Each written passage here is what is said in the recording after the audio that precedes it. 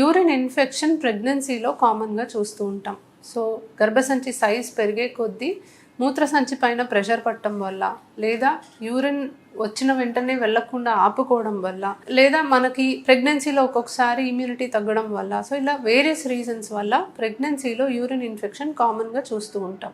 కానీ ఈ urine infection వచ్చినప్పుడు కొన్నిసార్లు ఫీవర్ వచ్చి ఆ ఇన్ఫెక్షన్ ఎక్కువ అవడం వల్ల ఎర్లీగా డెలివరీ అవ్వడము, బేబీ గ్రోత్ తక్కువగా ఉండడము, బీపీ ఎక్కువ అవడము, ఇలాంటి సమస్యలు చూస్తూ ఉంటాం. సో ఈ యూరిన్ ఇన్ఫెక్షన్ రాకుండా ఉండడానికి మనం తగ్గ జాగ్రత్తలు తీసుకోవాలి. వచ్చినప్పుడు దాన్ని వెంటనే గుర్తించి దానికి ట్రీట్మెంట్ తీసుకోవడం అనేది చాలా ఇంపార్టెంట్.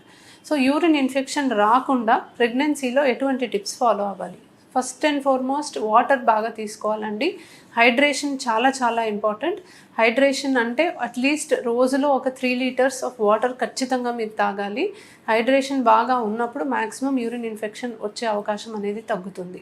రెండవది, యూరిన్ వస్తుంది అన్నప్పుడు వెంటనే మీరు యూరిన్కి వెళ్ళిపోవడం మంచిది. సో అలా యూరిన్ వచ్చినా కూడా మీరు లేట్ చేసి అర్జెంట్ అయ్యేంత వరకు వెయిట్ చేసి అప్పుడు యూరిన్కి వెళ్తే డెఫినెట్లీ ఆ యూరిన్ అలా మూత్రసంచిలో ఆగిపోయినప్పుడు ఇన్ఫెక్షన్స్ వచ్చే ప్రమాదం ఇంకొంచెం ఎక్కువ అవుతుంది. మూడవది, మనము కొన్ని క్రాన్బెర్రీ ఎక్స్ట్రాక్ట్స్ అని ఉంటాయండి. క్రాన్బెర్రీ ఎక్స్ట్రాక్ట్స్ తీసుకున్నప్పుడు మనకి యూరిన్ ఇన్ఫెక్షన్ వచ్చే అవకాశం తగ్గుతుంది. ఇది అందరికీ అవసరం పడదు, బట్ ఆల్రెడీ ఇంతకుముందు రెగ్యులర్గా ఎక్కువసార్లు యూరిన్ ఇన్ఫెక్షన్ ఉన్నవాళ్ళు ఈ క్రాన్బెర్రీ ఎక్స్ట్రాక్ట్స్ ఉన్న టాబ్లెట్స్ తీసుకోమని చెప్తాము. సో ఒకసారి ఇన్ఫెక్షన్ వచ్చిన వాళ్ళకు కూడా ఈ క్రాన్బెర్రీ ఎక్స్ట్రాక్ట్ పెడితే మనము తర్వాత మళ్ళీ ఇన్ఫెక్షన్ రాకుండా మనం ఆపుకోవచ్చు అనమాట. సో ఇలాంటి చిన్న టిప్స్ మీరు ఫాలో అవుతే మీకు ప్రెగ్నెన్సీలో యూరిన్ ఇన్ఫెక్షన్ వచ్చే ప్రమాదం అనేది తగ్గుతుంది. ఒకవేళ ఇన్ఫెక్షన్ వస్తే మనం ఎలా గుర్తించాలి? సో ఫస్ట్ అండ్ ఫార్మోస్ట్ ఎక్కువ సార్లు యూరిన్కి వెళ్ళే అవసరం వస్తుందండి. So frequency of urination increase అవుతుంది. రెండోది, యూరిన్కి వెళ్ళినప్పుడు మంటగా ఉండడం అనేది కామన్గా చూస్తూ ఉంటాం. కొంతమందికి యూరిన్కి వెళ్ళే టైంలో కానీ వెళ్ళిన తర్వాత కానీ పెయిన్ వస్తుంది. సో ఆ పెయిన్ అనేది మనం గుర్తించవచ్చు.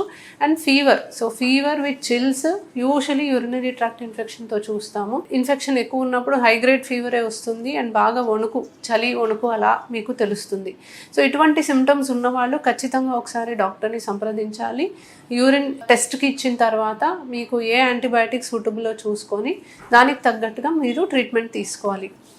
కొన్నిసార్లు మేము ప్రెగ్నెన్సీలో కూడా కొన్ని టెస్టులు తరచూ చేస్తూ ఉంటామండి. దాంట్లో యూరిన్ ఎగ్జామినేషన్ కూడా ఒకటి.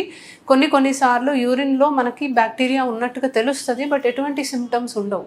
సో ఏ సిమ్టమాటిక్ బ్యాక్టీరియా అంటాం. దీనిలో కూడా మనము ట్రీట్మెంట్ ఇచ్చి పేషెంట్కి ఎటువంటి ప్రాబ్లం రాకుండానే చూసుకుంటాము. సో రెగ్యులర్గా యాంటీనేటల్ విజిట్స్ మీ డాక్టర్ సజెస్ట్ చేసినట్టుగా డాక్టర్ని కలుస్తూ ఉండాలి అండ్ వాళ్ళు చెప్పిన ఇన్వెస్టిగేషన్స్ చేస్తూ ఉంటారు. సో సిమ్టమ్స్ లేకుండా కూడా ఇన్ఫెక్షన్ ఉంది అని తెలిసినప్పుడు దానికి తగ్గట్టుగా ట్రీట్మెంట్ తీసుకోవాలి.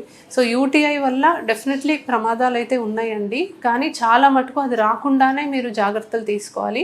అండ్ ఒకవేళ వచ్చినా కంగారు పడాల్సిన అవసరం లేదు.